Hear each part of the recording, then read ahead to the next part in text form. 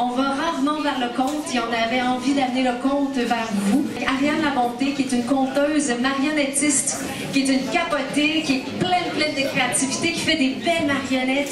Ariane Labonté,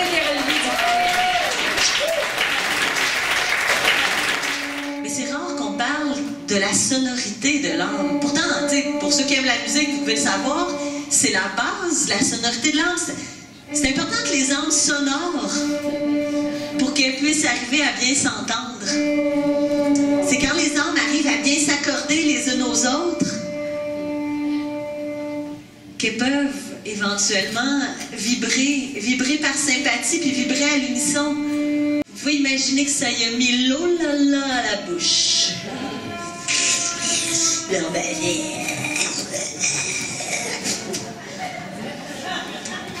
Puis il m'a mis là pour pouvoir dévorer les taches de son, les taches de sonate, les taches de son attachées à ma peau.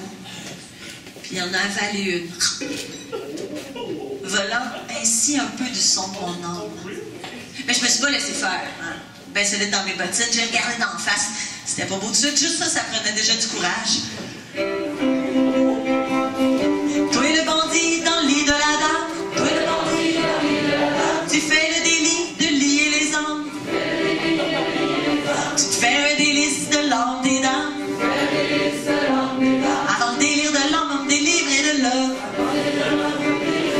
Toi le bandit dans le lit de la dame, tu fais le délit de lier les âmes. Tu te fais un délice de l'âme des dames. Avant le délire de l'homme, on me délivre de l'homme. Toi le bandit dans le lit de la dame, tu fais le délit de lier les âmes. Tu te fais un délice de l'âme des dames. Avant le délire de l'homme, on me délivre de l'homme. Toi le bandit dans le lit de la dame, tu fais le délit de lier les âmes. Tu te fais un délice de l'âme des dames. Avant le délire de l'homme, on me délivre de l'homme.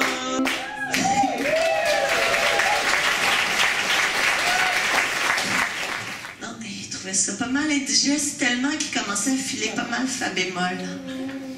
Il y a des musiciens dans la salle? Vous savez que le fa bémol, ça vaut...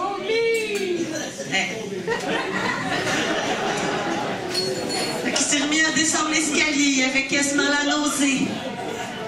Mais comme moi, j'étais prise derrière des barreaux, des hautes barres de reprise. Mais le lendemain, ça a recommencé. Il a monté l'escalier, il s'est assis à côté de moi, puis il a dévoré une de mes taches de son.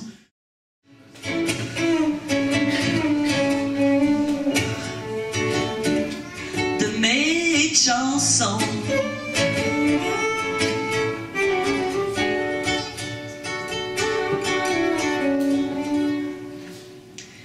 Puis à chaque jour que je passais dans la triste tour, à chaque jour j'avais... À chaque jour j'avais peur qui m'avance toute ronde. La menace d'être à son menu était constante.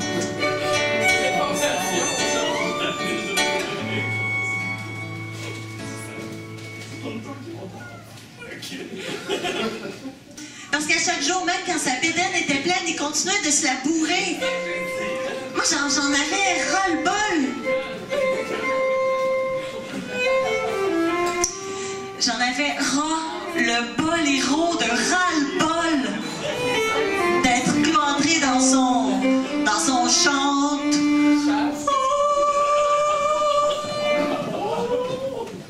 Mais un jour, j'ai réussi à faire du ballet sur son vieux carcan.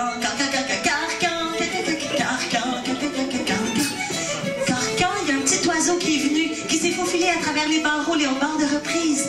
Il est venu, le petit oiseau, puis il m'a sifflé un adage. Un bel adagio et fort pour m'indiquer comment prendre le largo. Le petit oiseau, il parlait en swing.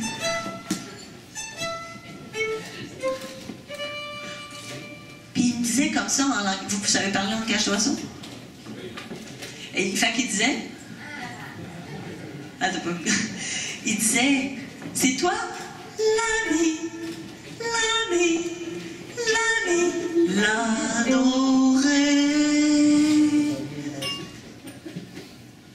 Puis il m'a expliqué que si je voulais retrouver ma voix, j'avais juste à faire confiance à mon inspiration. Dundaya, dundaya, dundaya, dundaya.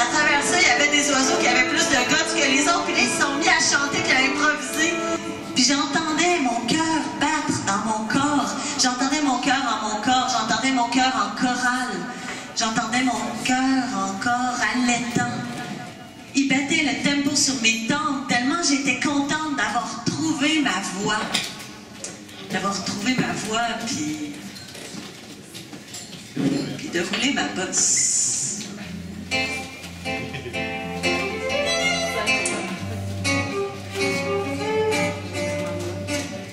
De rouler ma bosse à nouveau tout le long des routes.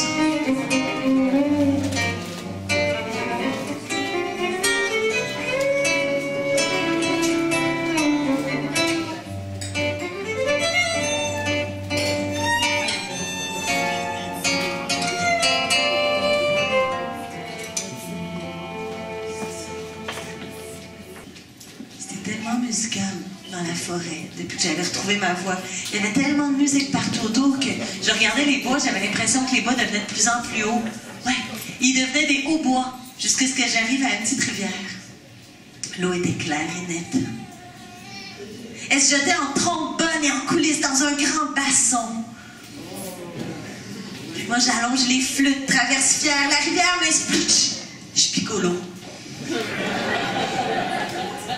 J'en profite pour porter les flûtes à mon bec. Les flots déclinaient en fuite et en coulaient sur mon cou, sur mes cuisses. C'était bongo, c'était bon goûter l'eau.